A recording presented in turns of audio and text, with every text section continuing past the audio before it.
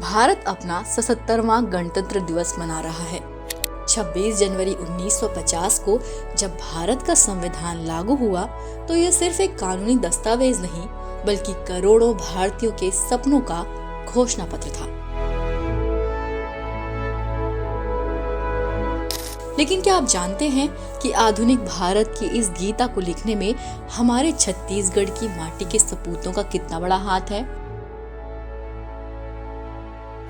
आज सी पॉजिटिव के इस खास वीडियो में हम संविधान सभा के उस अनसुनी गाथा को जानेंगे जिसमें उन 6 महानायकों की पूरी कहानी है जिन्होंने संविधान की मूल भावना में छत्तीसगढ़ की आवाज को शामिल किया।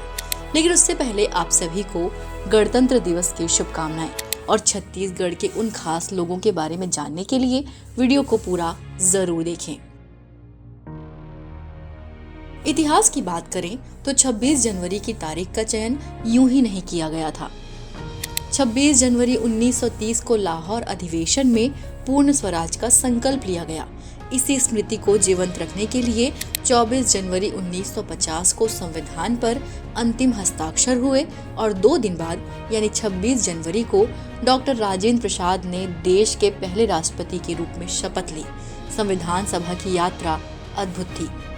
165 दिनों की बैठकों और 7000 से अधिक संशोधनों पर बहस के बाद ऐसा संविधान तैयार हुआ जो दुनिया के लिए मिसाल बन गया।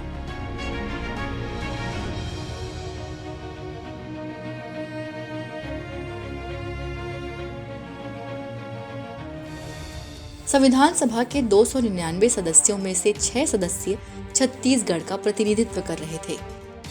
ये सिर्फ सदस्य नहीं थे बल्कि सामाजिक न्याय और क्षेत्रीय विकास के पैरोकार थे। पंडित रविशंकर शुक्ल, रायपुर के शुक्ल जी मध्य प्रांत और बरार के प्रमुख चेहरे थे। उन्हें हिंदी को राजभाषा बनाने का मुख्य सूत्रधार माना जाता है। 13 सितंबर 1949 को उन्होंने देवनागरी लिपि और हिंदी के पक्ष में जो ऐतिहासिक भाषण दिया, उसी का परिणाम है कि आज हिंदी हमारी संघ की राजभाषा है। साथ ही शिक्षा को संवर्ती सूची में रखवाकर उन्होंने केंद्र और राज्य दोनों को शिक्षा पर अधिकार दिलाने में बड़ी भूमिका निभाई। बैरिस्टर ठाकुर छेदीलाल, अकलतरा के एक जमींदार परिवार से ताल्लुक रखने वाले ठाकुर छेदीलाल छत्तीसगढ़ के पहले बैरिस्टर थे। उन्होंने संविधान की विधायी बारीकियों और सामाजिक न्याय पर अपनी विशेषज्ञ राय दी। वे कई भाषाओं के ज्ञाता थे और उन्होंने अपनी विद्वता से बहस को समृद्ध किया। घनश्याम सिंह गुप्ता, दुर्ग की इस विभूति ने संविधान के हिंदी अनुवाद की जिम्मेदारी संभाली।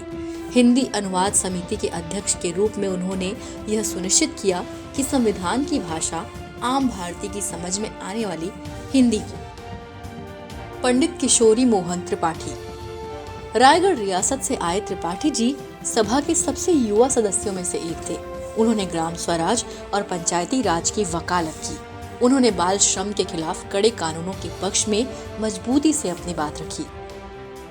राम प्रसाद पुटाई, कांकेर के कन्हारपुरी से आने वाले पुटाई जी ने संविधान सभा में आदिवासियों की आवाज बुलंद की। डॉक्टर अंबेडकर के साथ मिलकर उन्होंने अनुसूचित जनजाति और जाति के अधिकारों को संवैधानिक सुरक्षा दिलाने में महत्वपूर्ण योगदान दिया। राय साहब रघुराज सिंह, सरगुजा रियासत के प्रतिनिधि के रूप में उन्होंने रियासती हितों और क्षेत्रीय एकीकरण के मुद्दों पर अपना पक्ष रखा। संविधान निर्माण की इस पूरी प्रक्रिया में डॉक्टर अंबेडकर ने सबसे अधिक 2.6 लाख से ज्यादा शब्द बोले। कुल 36 लाख शब्दों के मंथन से हमारा संविधान निकला।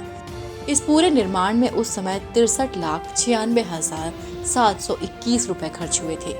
एक और खास बात, संविधान सभा में राजद्रोह को हटाने पर प्रस्ताव के.एम. मुंशी ने दिया था, क्योंकि उनका मानना था कि लोकतंत्र में सरकार की आलोचना करना जनता का अधिकार है। 14 अगस्त 1947 की आधी रात को जब सत्र शुरू हुआ तो आजादी से ठीक पहले मौन रखकर उन शहीदों को याद किया गया जिनकी बदौलत आज हम स्वतंत्र हैं। ऐसे में आज जब हम 77वें गणतंत्र दिवस का उत्सव मना रहे हैं तो हमें याद रखना चाहिए कि हमारे पास जो अधिकार और आज़ादी है उसके पीछे मनुष्यों का गहरा चिंतन और संघर्ष है। वहीं छत्तीसगढ़ के इन 6 पुरोधाओं को भी याद रखना हमारी जिम्मेदारी है। पंडित रविशंकर शुक्ल से लेकर रामप्रसाद पुटाई तक इन सभी ने ये सुनिश्चित किया कि नए भारत के निर्माण में छत्तीसगढ़ की संस्कृति और यहाँ के लोगों के हितों का पूरा ध्यान रखा जाए। इन महानायकों के योगदान को नमन करते हुए आइए हम संकल्प लें कि हम अपने संविधान के मूल्यों, न्याय, स्वतंत्रता और समानता को हमेशा अक्षुण्ण रखेंगे। क्या आपको पता है छत्तीसगढ़ का गांधी किन्हें कहते हैं? हमें कमेंट में जरूर बताएं। वीडियो को लाइक और शेयर करना ना भूलें। आप सभी को सी पॉजिटिव की तरफ से गणतंत्र दिवस की बहुत बधाई। जय हिंद, जय छत्तीसगढ़।